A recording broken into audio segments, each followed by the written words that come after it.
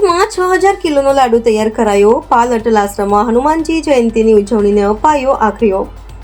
હનુમાન મહારાજને 6000 કિલો બુંદીનો એક લાડુ ભોગ ધરવામાં આવશે। અટલ આશ્રમમાં હનુમાન મહોત્સવ મનાવવા અનોખો ઉત્સાહ। 6000 કિલોનો લાડુ બનશે આકર્ષણનું કેન્દ્ર। હનુમાન ભક્ત દ્વારા ખાસ લાડુ બનાવવામાં આવ્યો।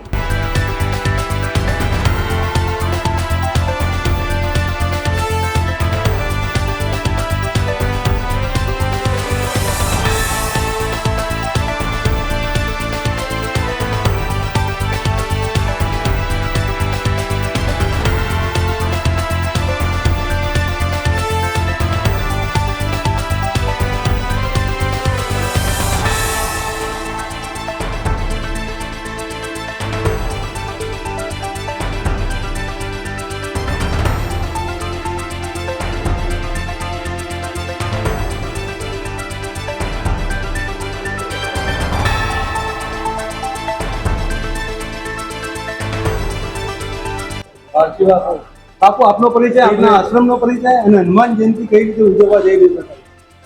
અટલ આશ્રમ પારદેશ્વર મહાદેવ હનુમાનજી મંદિર આમ તો હનુમાનજીની સ્થાપના 1977 કરવામાં આવેલી હતી। પ્રથમ મંદિરે શનિ મહારાજની હનુમાનજી પારદેશ્વર પણ શનિ મહારાજની જે સ્થાપના હનુમાનજી મહારાજની જે સ્થાપના થઈ એ 1977 ની અંદર અને દક્ષિણ મુખી હનુમંતી નમઃ દક્ષિણ મુખ તરફનું જો કોઈ મંદિર હોય તો અટલ આશ્રમ છે। અને આપણે ત્યાં 8 હનુમાનજીની નાની મોટી થઈને મૂર્તિ થાય છે। તમે પારદેશ્વરમાં હનુમાનજી આગળ પાછળ તમે ગણો તો 8 અષ્ટસિદ્ધિનો નિધિ ગજા હતા। 8 હનુમાનજી મહારાજ અટલ આશ્રમમાં બિરાજમાન છે અને બધા દક્ષિણમુખી હનુમાનજી મહારાજ છે। આવા હનુમાનજી મહારાજનો જન્મ ઉત્સવ આ વખતે શનિવારના દિવસે આવે છે।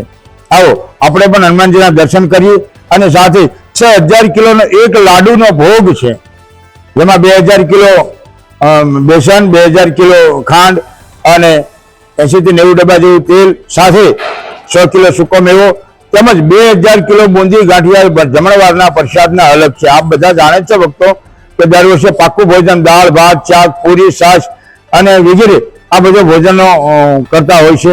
આ 2000 માણસોનું અલગ છે બુંદી ગાંઠિયાને। એવી રીતે આજે સવારે 10-11 વાગ્યાથી શરૂ થઈને રાતના 10 વાગ્યા સુધી અંદર આ ભોજન પ્રસાદની વ્યવસ્થા કરવામાં આવેલી છે।